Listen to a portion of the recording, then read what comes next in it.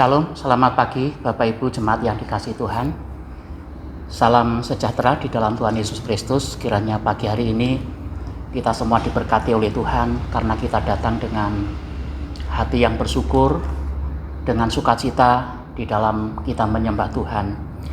Pagi hari ini kita masih beribadah bersama-sama dengan keluarga kita masing-masing di tempat kita di mana kita tinggal. Namun ini semua tidak mengurangi sukacita kita Bapak Ibu di dalam ibadah kita sebagaimana kita ibadah di gereja. Sambil kita menunggu kondisi yang lebih baik, yang memungkinkan, sehingga pada saatnya nanti kita akan bersama-sama beribadah di gereja Tuhan. Puji Tuhan Bapak Ibu, jemaat-jemaat yang dikasihi Tuhan, pada pagi hari ini mari kita bersama-sama kembali menikmati berkat firman Tuhan. Yang saya akan berikan satu tema, yaitu berjalan dengan Yesus. Berjalan dengan Yesus. Dari tema ini Bapak Ibu memberikan satu pembelajaran kepada kita agar orang yang berjalan bersama Yesus otomatis orang yang selalu menaruh pengharapan kepada Tuhan. Orang yang selalu mengandalkan Tuhan. Orang yang selalu berharap kepada Tuhan. Itu sebabnya tema ini bukan sekedar sesuatu yang kita dengar, tetapi biarlah tema ini menjadi sesuatu yang kita wujudkan dalam hidup kita sehari-hari. Setiap waktu kita hidup bersama dengan Tuhan. Namun sebelumnya Bapak Ibu yang dikasihi Tuhan, pada pagi hari ini sejenak saya mengajak Bapak Ibu untuk kita tundukkan kepala sejenak, kita berdoa. Mari kita berdoa. Tuhan Bapa kami di surga, kami mengucap syukur kalau kesempatan pagi ini kembali kami akan membaca dan merenungkan firman-Mu. Kami berdoa kiranya Roh Kudus mengurapi hamba-Mu yang Tuhan percayakan hari ini untuk menyampaikan kebenaran firman Tuhan, maupun kami seluruh anggota keluarga yang duduk bersama-sama di tempat kami masing-masing. Kiranya Tuhan juga mengurapi pendengaran kami, penglihatan kami, hati kami, agar firman Tuhan ini sungguh-sungguh akan menjadi berkat, akan memberikan kekuatan, penghiburan bagi kami. Terima kasih Tuhan, terlebih ampuni segala dosa, pelanggaran, kekurangan kami. Demi nama Yesus Kristus kami siap untuk mendengar firman-Mu. Haleluya, amin. Puji Tuhan Bapak Ibu yang dikasihi Tuhan, kita akan merenungkan tema firman Tuhan pagi ini, berjalan bersama Yesus. Saya mengajak saudara-saudara untuk kita membaca firman Tuhan satu ayat yang saya ambil dari kitab Perjanjian Lama, dari kitab Ulangan pasal 31 ayat yang ke-8. Kitab Ulangan pasal 31 ayat yang ke-8. Saya mengajak Bapak Ibu untuk membaca satu ayat ini secara bersama-sama. Mari kita baca, mulai. Sebab Tuhan, Dia sendiri akan berjalan di depanmu, Dia sendiri akan menyertai engkau, Dia tidak akan membiarkan engkau dan tidak akan meninggalkan engkau. Janganlah takut dan janganlah patah hati. Amin. Pembacaan yang kedua dari kitab Injil Yohanes pasal yang ke-20. Kita akan membaca dari ayat yang ke-24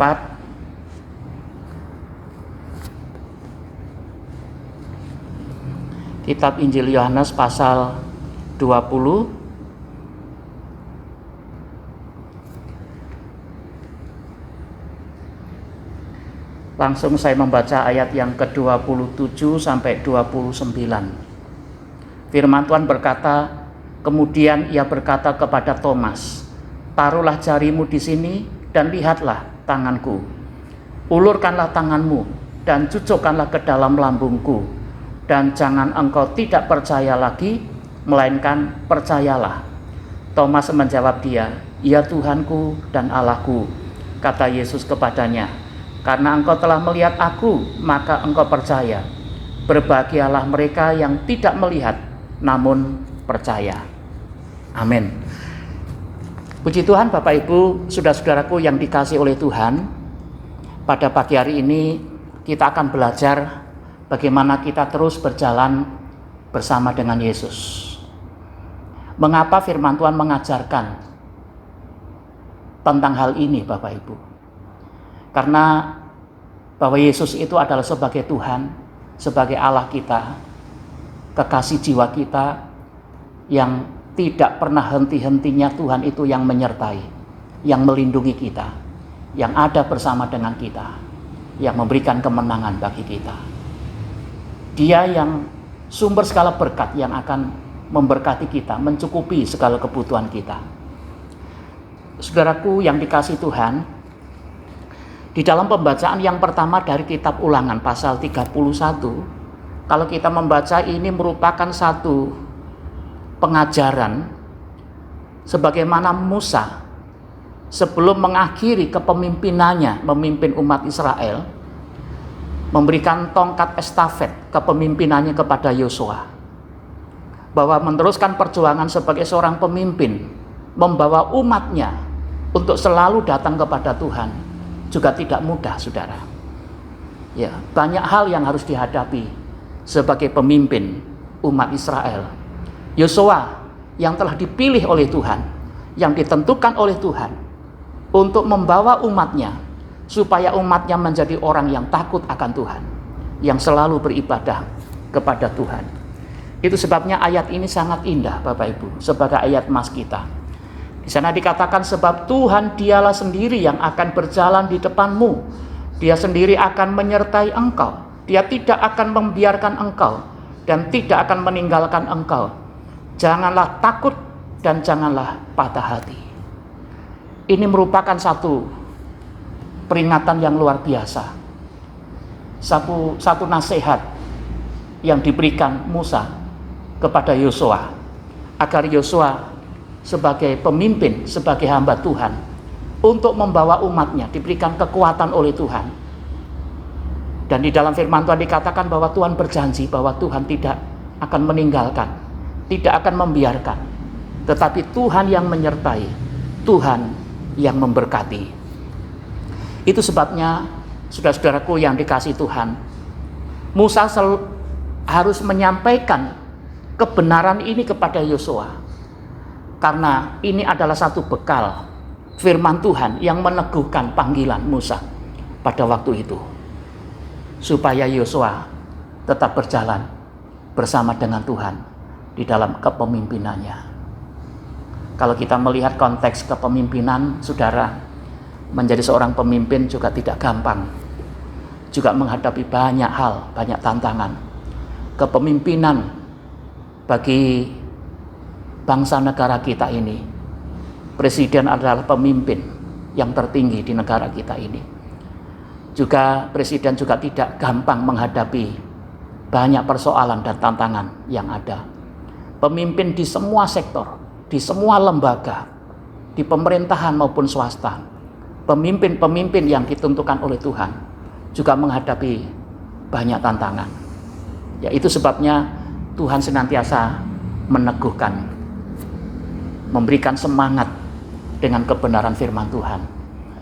Di dalam gereja kita ada pemimpin yang namanya gembala, yang namanya majelis gereja.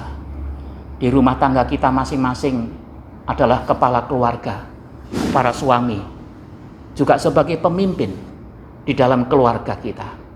Juga pemimpin yang juga menghadapi berbagai macam tantangan yang ada.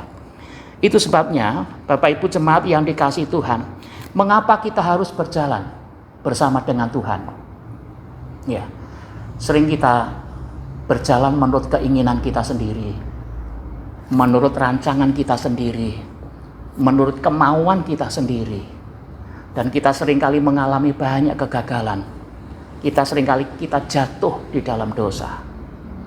Saudara, itu sebabnya perlu kita memiliki satu komitmen pribadi kita, supaya kita memiliki satu komitmen, yaitu kita selalu hidup bersama dengan Tuhan, berjalan bersama dengan Tuhan. Mengapa kita harus berjalan dengan Yesus di dalam kehidupan kita? Pengalaman daripada Raja Daud sebagai pemimpin Raja Israel yang kedua pada waktu itu, saudara. Daud juga sebagai pemimpin yang juga menghadapi berbagai macam tantangan yang ada pada waktu itu. Tetapi Daud sebagai orang yang takut akan Tuhan, Daud sebagai orang yang saleh, Daud sebagai orang yang taat kepada Tuhan, maka Daud juga memiliki satu komitmen hidup bersama dengan Tuhan. Maka komitmen inilah Daud merasakan satu ketenangan di dalam hidupnya. Kalau kita membaca di dalam kitab Mazmur, pasal yang ke-62, saudara. Ayat ini ayat-ayat yang sudah terkenal, Mazmur 62. Kalau kita membaca di dalam ayat yang kedua, ayat 6 dan 7, dan beberapa ayat lainnya, dikatakan bahwa Mazmur pasal 62 ayat 2, hanya dekat Allah saja aku tenang, daripadanya lah keselamatanku. Hanya dialah gunung batuku dan keselamatanku, kota bentengku, aku tidak akan goyah. Ayat 6, hanya pada Allah saja kiranya aku tenang, sebab daripadanya lah harapanku. Hanya dialah gunung batuku dan keselamatanku, kota bentengku, aku tidak akan goyah. Pada Allah ada keselamatanku dan kemuliaanku, gunung batu kekuatanku, tempat perlindunganku, ialah Allah. Saudara-saudaraku yang dikasihi Tuhan, mengapa kita harus berjalan bersama dengan Yesus di tengah-tengah dunia ini? Kalau kita lihat, saudara, bahwa Yesus itu adalah sebagai gembala yang baik, gembala yang agung, yang memegang tangan kita, menuntun hidup kita, yang mencukupi segala kebutuhan kita. Dia adalah sumber berkat, saudara. Dia yang telah menciptakan kita. Dia yang menjadikan kita sebagai umat tebusan, sebagai orang yang berharga di mata Tuhan. Sampai dia rela mati di kayu salib, supaya kita menjadi orang-orang yang berharga sebagai umat tebusan Tuhan. Dan itu sebabnya, saudaraku yang dikasihi Tuhan, kita harus berjalan bersama dengan Yesus. Setiap waktu, setiap saat, bahkan setiap hari. Pengalaman daripada Raja Daud di dalam Mazmur pasal 62, saudara. Dikatakan hanya dekat Allah saja aku tenang, daripadanya lah keselamatanku. Hanya dialah gunung batuku dan keselamatanku, kota bentengku, aku tidak akan goyah. Dari kebenaran ini, saudaraku yang dikasihi Tuhan, hidup dekat dengan Yesus itu memiliki satu dampak. Ada satu sebab akibat. Kalau sebabnya kita hidup dekat dengan Tuhan, berjalan dengan Yesus, maka akibatnya kita akan memperoleh dampak itu, yaitu ketenangan. Itu sebabnya di dalam ayat yang ketiga, saudara, di sana dikatakan, kota bentengku, aku tidak goyah.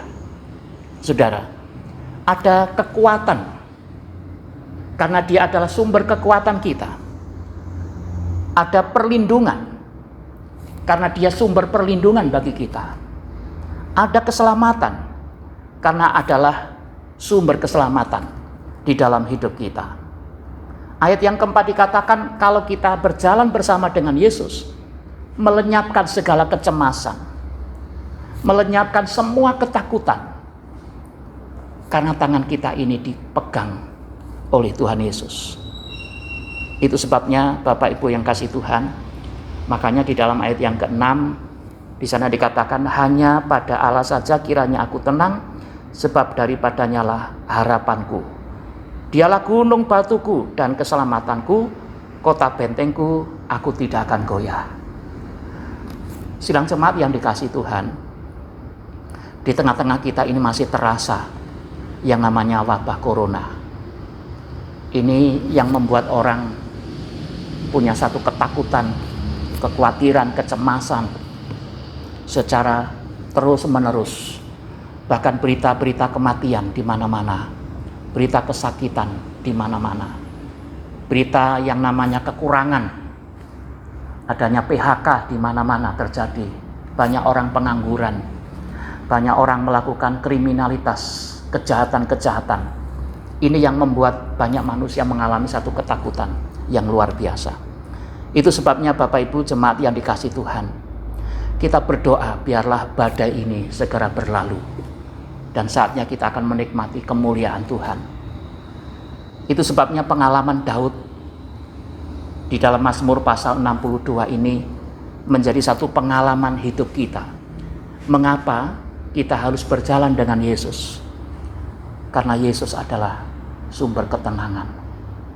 Mari kita praktekkan kebenaran firman Tuhan ini. Di saat-saat kita susah, di saat-saat kita mengalami kecemasan, kekhawatiran, ketakutan, saudara, saya mengajak Bapak Ibu untuk tenangkan hati sejenak, rendahkan hati di hadapan Tuhan, berdoa sembah Dia. Maka Tuhan memberikan roh ketenangan di dalam kehidupan kita. Karena apa? Karena Dia adalah sumber ketenangan, sumber kekuatan, sumber perlindungan, dan batu keselamatan di dalam kehidupan kita. Pentingnya Bapak Ibu yang kasih Tuhan, kita selalu bersandar pada Tuhan, mengandalkan Tuhan, dan mari kita berjalan bersama dengan Tuhan. Ya, posisikan bahwa Tuhan ada di depan kita. Dia sebagai pemimpin. Ya, jangan membiasakan diri kita berjalan di depan, tetapi Tuhan ada di belakang, jauh dengan kita. Tetapi mari kita bersama-sama hargai dan hormati Yesus sebagai pencipta kita. Biarlah Dia sebagai gembala yang baik, yang terus-menerus menuntun tangan kita, menuntun langkah kehidupan kita, dan memberikan kemenangan kepada kita. Itu sebabnya kita harus berjalan bersama dengan Yesus. Mengapa kita harus berjalan dengan Yesus? Yang pertama tadi, karena Yesus adalah sumber ketenangan. Di dalam dunia ini, saudara, tidak ada ketenangan, tidak ada keamanan, tidak ada perlindungan. Jiwa selalu terancam, penderitaan, bahkan kematian, saudara.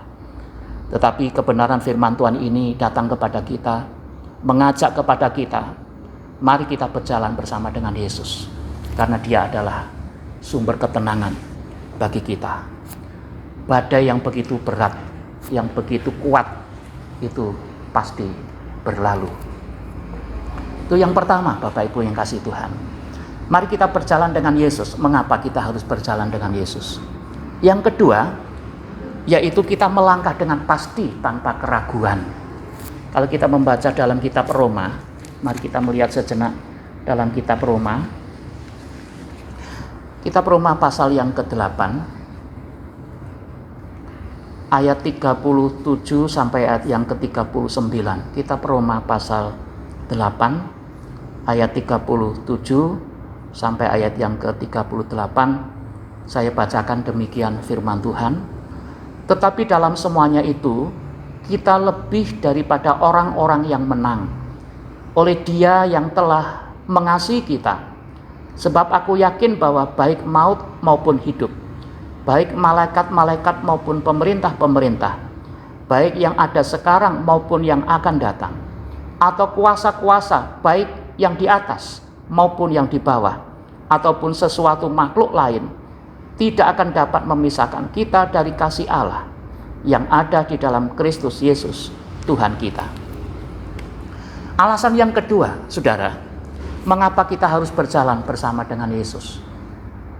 Kalau kita berjalan dengan Yesus, adalah kita bisa melangkah dengan pasti, tanpa keraguan. Di dalam kebenaran firman Tuhan ini, karena kita adalah sebagai seorang pemenang, lebih daripada orang yang menang. Saudaraku yang kasih Tuhan, Tuhan Yesus Kristus itu luar biasa. Karena Tuhan menjadikan hidup kita ini bukan sebagai orang yang selalu kalah, tetapi kita menjadi orang yang menang dalam menghadapi bermacam-macam persoalan. Jangan mengalah karena keadaan sekarang ini. Jangan mengalah karena persoalan yang kita hadapi, saudara. Ya, tetapi bangkitkan semangat kita, iman kita, pengharapan kita hanya kepada Tuhan. Karena Yesus itu adalah sumber ketenangan. Di dalam firman Tuhan ini, mengapa kita harus berjalan dengan Yesus? Supaya kita bisa melangkah dengan pasti. Ada satu kepastian, ada satu kemenangan bersama dengan Yesus. Sebagaimana di dalam firman Tuhan yang kita baca tadi. Sebab aku yakin bahwa baik maut maupun hidup, malaikat-malaikat maupun pemerintah-pemerintah, baik yang ada sekarang maupun yang akan datang, kuasa-kuasa baik yang di atas maupun yang di bawah ataupun sesuatu makhluk lain, tidak akan dapat memisahkan kita dari kasih Allah yang ada di dalam Kristus Yesus Tuhan kita. Itu luar biasa Bapak Ibu, kasih Yesus yang terus bekerja di dalam hidup kita ini, bekerja dengan luar biasa. Supaya apa? Supaya langkah kita ini adalah langkah yang pasti. Ya, itu sebabnya keselamatan di dalam Yesus adalah keselamatan yang pasti. Langkah kita juga pasti. Apa yang kita lakukan juga ada satu kepastian. Bapak Ibu yang kasih Tuhan, kalau kita berjalan bersama dengan Yesus, jangan ada keraguan-raguan, jangan ada kekhawatiran, ada ketakutan. Mati dan hidup kita itu ada di dalam tangan Tuhan. Tuhan yang telah merancang hidup kita ini dan memberikan yang terbaik di dalam kehidupan kita. Sidang jemaat yang dikasih Tuhan, itu sebabnya mari kita belajar bahwa segala sesuatu yang ada di dalam dunia ini selalu meragukan. Segala sesuatu yang ada di dalam dunia ini selalu mendatangkan satu kekhawatiran, kekacauan yang ada, saudara. Kalau kita melihat dalam situasi adanya virus corona ini, justru banyak orang yang memanfaatkan situasi seperti ini untuk melakukan kejahatan, kepentingan pribadi, saudara. Ya, tidak melihat, memikirkan kepentingan bersama untuk negeri ini. Itu sebabnya tingkat kriminalitas juga semakin banyak. Dan itu membuat orang banyak melakukan kejahatan, saling menghancurkan satu dengan yang lain. Mari kita belajar berjalan bersama dengan Yesus. Artinya Bapak Ibu, mari kita memposisikan Yesus ada di depan kita. Dia sebagai pemimpin kita, dia sebagai gembala kita, kepala gereja kita yang agung, saudara. Izinkan bahwa Yesus selalu ada bersama dengan kita, sehingga perjalanan kita adalah perjalanan yang pasti, sebagaimana firman Tuhan, bahwa kita ini adalah lebih daripada orang-orang yang menang. Di dalam kebenaran firman Tuhan, oleh Dia yang telah mengasihi kita, oleh Yesus yang telah mengasihi kita, yang memposisikan kita sebagai pemenang. Kita bersyukur Bapak Ibu, kalau kita berjalan bersama dengan Yesus. Yesus yang berperang, Yesus yang melakukan hal-hal yang baik di dalam hidup kita, dan kita sebagai orang yang menang. Sidang jemaat yang dikasih Tuhan, mari kita lihat mengapa kita harus berjalan dengan Yesus, saudara.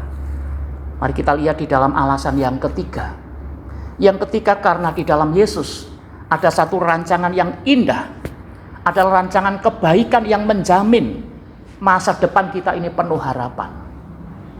Saudara, ini satu keyakinan kita kepada Tuhan, karena rancangan Tuhan itu rancangan yang membawa damai sejahtera, rancangan yang membawa penuh dengan harapan demi masa depan kita.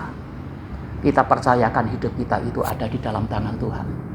Masa depan kita, keluarga kita, anak-anak kita, cucu kita ada di dalam tangan Tuhan. Kalau kita membaca di dalam kitab Yeremia, mari kita membaca kitab Yeremia pasal yang ke-29 ayat 11 dan ayat yang ke-12. Kitab Yeremia pasal 29 ayat 11 dan ayat yang ke-12. Saya bacakan demikian firman Tuhan. Sebab aku ini mengetahui rancangan-rancangan apa yang ada padaku mengenai kamu.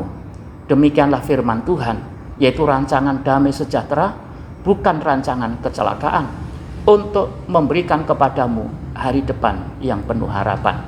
Dan apabila kamu berseru dan datang untuk berdoa kepadaku, maka aku akan mendengarkan kamu. Amin.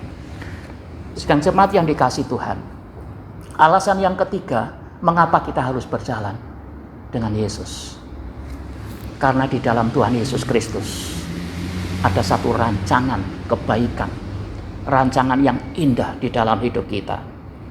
Bukan rancangan kecelakaan, bukan rancangan kebinasaan, bukan rancangan yang menjatuhkan kita, bukan rancangan yang membuat kita ini miskin, tetapi membuat rancangan yang begitu indah yang menjamin masa depan di dalam hidup kita. Itu sebabnya Bapak Ibu yang kasih Tuhan, dikatakan demikianlah firman Tuhan, yaitu rancangan damai sejahtera, bukan rancangan kecelakaan, untuk memberikan kepadamu hari depan yang penuh harapan. Saudara, ini merupakan satu jaminan Tuhan. Apabila kita berjalan bersama dengan Tuhan, maka Tuhan merancang yang terbaik. Kalau kita lihat banyak manusia di dalam dunia ini selalu merancangkan hal-hal yang jahat kepada sesama, merancangkan hal-hal yang tidak baik untuk saling menjatuhkan. Saudara, persaingan-persaingan yang tidak sehat, ada iri hati, ada dengki, ada perselisihan, ada pertengkaran dan sebagainya, saudara. Tetapi mari kita lihat, kalau kita mau berjalan bersama dengan Yesus, ada satu rancangan yang dibuat Tuhan untuk kehidupan kita, jaminan untuk masa depan kita. Itu sebabnya Bapak Ibu jemaat yang dikasih Tuhan, perlu kita bersyukur pada pagi hari ini. Dalam ayat yang ke-12 dikatakan, dan apabila kamu berseru dan datang untuk berdoa kepadaku, maka aku akan mendengarkan kamu. Yesuslah jawaban bagi kita, saudara. Yesuslah solusi yang terbaik di dalam hidup kita. Kalau kita mau datang, kita berseru, kita berdoa, menyampaikan permohonan kita kepada Tuhan, janji Tuhan dalam kebenaran ini, aku akan mendengarkan kamu. Mari kita belajar tetap berjalan bersama dengan Yesus. Sesulit apapun, seberat apapun persoalan yang kita hadapi. Mungkin kita sudah merasa capek dengan persoalan-persoalan yang ada di depan kita, saudara. Masalah rumah tangga, masalah keuangan, sosial, anak-anak kita, kebutuhan kita, pekerjaan kita. Kadang-kadang kita merasa jenuh, saudara. Tetapi mari kita melihat kebenaran firman Tuhan ini. Mengapa kita harus berjalan bersama dengan Yesus? Karena di dalamnya ada rancangan damai sejahtera, ada rancangan kebaikan, ada jaminan masa depan di dalam kehidupan kita. Itu sebabnya nggak perlu kita merasa khawatir bagaimana masa depan anak-anak kita, cucu kita, keluarga kita. Kalau kita mau berjalan bersama dengan Tuhan, ada satu jaminan masa depan itu. Itu sebabnya kita punya tanggung jawab dengan Tuhan, saudara. Kita bawa keluarga kita bawa anak-anak kita, menantu kita, cucu kita, keturunan kita menjadi orang-orang yang takut akan Tuhan, yang mau berjalan bersama dengan Tuhan. Itu sebabnya ini alasan yang ketiga, mengapa kita harus berjalan dengan Yesus. Karena di dalam ada rancangan yang begitu indah untuk kita. Saudaraku yang dikasih Tuhan, rancangan Tuhan yang begitu indah dan sempurna itulah yang dikerjakan oleh Tuhan dengan luar biasa. Karena rancangan Tuhan itu tidak pernah gagal. Di dalam kitab Ayub pasal 42 ayat yang kedua, saudara, di sana dikatakan bahwa rancangan Tuhan tidak pernah gagal. Sekalipun Ayub juga mengalami satu persoalan yang begitu luar biasa pada waktu itu, masalah-masalah. Tetapi bagaimana Tuhan tetap merancangkan kebaikan di dalam diri Ayub. Maka Ayublah dipulihkan Tuhan 2 kali lipat, diperkaya, diberkati dan dipakai Tuhan. Mungkin secara penilaian dunia, Ayub sudah tidak punya harapan untuk hidup selanjutnya. Tetapi bagaimana Ayub tetap bersandar, berjalan bersama dengan Tuhan. Saudaraku yang dikasih Tuhan, mari kita bersama-sama kita bersyukur. Oleh karena Tuhan yang begitu setia, yang begitu baik. Ya, kalau kita melihat bahwa Tuhan merancangkan sesuatu yang mulia di dalam hidup kita.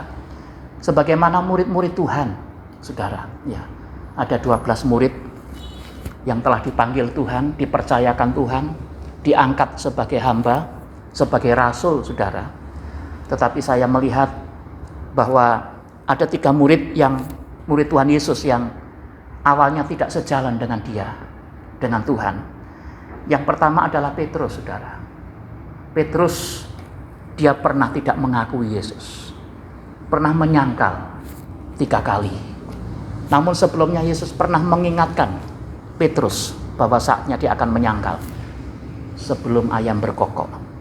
Dan itu sebabnya dia merasa menyesal karena sudah 3 kali dia mengkhianati Yesus, menyangkal Yesus. Akhirnya dia bertobat. Tuhan ubah di dalam kehidupannya. Bagaimana dengan Thomas, salah satu murid Tuhan Yesus, Thomas, yang tidak percaya terhadap satu peristiwa kematian, kebangkitan Tuhan pada waktu itu, sebelum melihat bekas paku yang ada di tangan dan kakinya, saudara. Tetapi setelah Yesus datang kepada Thomas, lalu dia menjawab, "Ya Tuhanku, ya Allahku." Saudaraku yang kasih Tuhan, yang ketiga adalah Yudas Iskariot. Yudas sang pengkhianat yang telah menjual Yesus karena uang, saudara. Tapi sayang akhirnya dia tidak bertobat, tetapi justru dia akan bunuh diri pada waktu itu. Dan akhirnya dia mati dengan binasa. Bapak Ibu jemaat yang dikasihi Tuhan, mari kita bersama-sama, ya, sebagai murid-murid Tuhan, kita sebagai orang-orang yang percaya kepada Tuhan. Tuhan mempercayakan hidup kita ini hidup yang penuh dengan damai, dengan sukacita. Ya. Tuhan sudah memperlengkapi hidup kita ini dengan berbagai macam karunia, dengan berkat dan pertolongan Tuhan yang luar biasa, Bapak Ibu, yang patut kita syukuri. Ya. Tetapi justru kadang-kadang kita tidak mau berjalan bersama dengan Tuhan. Kita tidak mau melangkah bersama dengan Tuhan, saudara. Ya. Sehingga kita merasa kehilangan sukacita. Kita kehilangan damai sejahtera, sehingga iman kita menjadi lemah, dan seringkali kita menjauhkan diri kita dari Tuhan, saudara. Tetapi saya ingin menyampaikan, saudara, ada 4 oknum pencuri, ya, itu yang mencuri berkat sukacita, damai sejahtera di dalam hidup kita. Yang pertama yang patut kita waspadai, sang pencuri itu adalah kurangnya bersyukur kepada Tuhan, kurang berterima kasih kepada Tuhan. Ya. Ini adalah pencuri, saudara. Perlu kita sadari, orang yang tidak bersyukur kepada Tuhan, dia akan kehilangan berkat damai sejahtera. Sukacita itu akan hilang. Mari kita belajar bersyukur, mensyukuri setiap perbuatan Tuhan yang begitu baik di dalam kehidupan kita. Pencuri yang kedua adalah berpikiran secara negatif. Melihat segala sesuatu terjadi di lingkungan kita, dalam hidup kita, dalam hidup orang lain, selalu berpikiran negatif. Itu akan mencuri damai sejahtera kita, mencuri sukacita kita. Mari kita belajar melihat segala sesuatu yang Tuhan kerjakan dalam hidup kita ini adalah hal yang baik, yang positif, yang optimis, yang membangunkan semangat kita di dalam kita melayani Tuhan. Oknum pencuri yang ketiga, saudara, yaitu kehilangan harapan, memiliki iman yang kecil, saudara. Ya, mari kita belajar menaruh pengharapan kita ini hanya kepada Tuhan, 100%. Serahkanlah hidup kita kepada Tuhan, sebagaimana dalam kitab 1 Petrus pasal 5 ayat yang ke-7, saudara. Serahkanlah segala kekhawatiran kita kepada Dia, karena Dia yang memelihara kita. Ya, puji Tuhan. Kita bersyukur, saudaraku yang kasih Tuhan, kalau pagi hari ini kita masih memiliki berkat damai sejahtera, sukacita surgawi. Ya, jangan sampai kita kehilangan harapan kita kepada Tuhan. Mari kita terus taruh iman kita semakin bertumbuh, semangat kita semakin kuat, saudara, di dalam kita mensyukuri segala sesuatunya, menghadapi tantangan yang ada. Pencuri yang keempat, saudara, adalah roh yang tidak mengasihi. Ini berbicara tentang kasih, saudara. Ya, mari kita belajar terus berjalan bersama dengan Yesus. Supaya apa? Supaya memiliki kasih yang semakin kuat, mengasihi sesama kita, mengasihi Tuhan lebih daripada segalanya. Sebagaimana hukum kasih yang diajarkan Tuhan Yesus kepada kita, murid-muridnya. Kasihlah Tuhan Allahmu dengan segenap hatimu, dengan segenap jiwamu, dengan segenap akal budimu. Dan kasihlah sesamamu seperti mengasihi diri sendiri. Ini adalah hukum kasih, saudara. Itu sebabnya jangan sampai kita ada pencuri yang mengambil sukacita, berkat damai sejahtera dalam hidup kita, yaitu roh yang tidak mengasihi. Mari kita belajar bersama-sama, berjalan bersama dengan Yesus. Ya, supaya kita apa? Karena Yesus itu adalah sumber ketenangan di dalam hidup kita. Kalau kita dekat dengan Tuhan, kita berseru, merendahkan hati di hadapan Tuhan, maka ada ketenangan. Sebesar apapun masalah yang kita hadapi, saudara, tetapi ada ketenangan untuk menghadapi setiap perkara itu, saudara. Mengapa kita harus berjalan bersama dengan Yesus? Supaya kita bisa melangkah dengan pasti, tanpa keraguan. Karena apa? Kita sebagai pemenang, lebih daripada pemenang. Yang ketiga, kenapa? Mengapa kita harus berjalan bersama Yesus? Karena di dalam Yesus ada satu rancangan yang indah, rancangan yang penuh dengan damai sejahtera, menjamin masa depan hidup kita. Bapak Ibu jemaat yang dikasihi Tuhan, patutlah kita bangga punya Allah di dalam Yesus Kristus, yang baru saja kita peringati penderitaan, kematian, dan kebangkitannya di kayu salib itu. Dia menjamin keselamatan yang kekal. Ada satu kepastian keselamatan yang kekal itu bagi orang-orang yang percaya. Dengan kebenaran firman Tuhan pada pagi hari ini, Bapak Ibu yang dikasihi Tuhan, mari saya mengajak kita semua jemaat Tuhan, kita berjalan bersama dengan Yesus. Karena kita akan cakap melakukan segala perkara, dan kita akan menang bersama dengan Yesus. Tuhan Yesus memberkati. Amin. Mari Bapak Ibu sejenak kita berdoa. Bapa Surgawi, kami mengucap syukur pada pagi hari ini atas kebenaran firman Tuhan yang datang kepada kami. Kiranya Roh Kudus terus mengurapi kami sehingga kami dikuatkan, kami diperlengkapi lagi, kami diberkati dengan kebenaran firman Tuhan ini. Kiranya Roh Kudus terus membimbing kami agar kami boleh berjalan bersama dengan Tuhan. Kami sadar Tuhan, kalau kami berjalan sendiri di tengah-tengah dunia ini, seringkali kami gagal, seringkali kami mengalami banyak hal, membuat iman kami lemah, kami khawatir dan takut. Namun kami bersyukur kalau pagi hari ini kami diperlengkapi dengan kebenaran firman Tuhan. Biarlah kebenaran ini menjadi berkat, kekuatan di dalam hidup kami hari ini dan sampai selamanya. Terima kasih Tuhan. Demi nama Yesus Kristus firman yang hidup, kami berdoa. Amin. Bapak Ibu jemaat yang dikasihi Tuhan, tiba saatnya kita akan menyambut firman Tuhan pada pagi hari ini, dan kita akan memberikan persembahan syukur kita kepada Tuhan. Apabila ada Bapak Ibu yang mau mengembalikan milik Tuhan, persepuluhan kita kepada Tuhan, dipersilahkan masing-masing keluarga sambil menyanyikan pujian, ya dipersilahkan Bapak Ibu keluarga masing-masing untuk memberikan persembahan syukur. Kiranya Tuhan Yesus memberkati. Amin.